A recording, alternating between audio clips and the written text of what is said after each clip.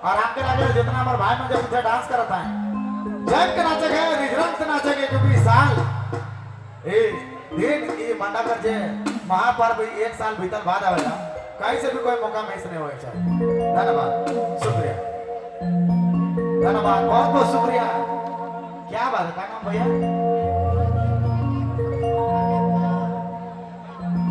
इतना ही नंबर ना, चलो ठीक है, बहुत बहुत धन्यवाद देखो बैलून के लिए। चलो ठीक है, धन्यवाद।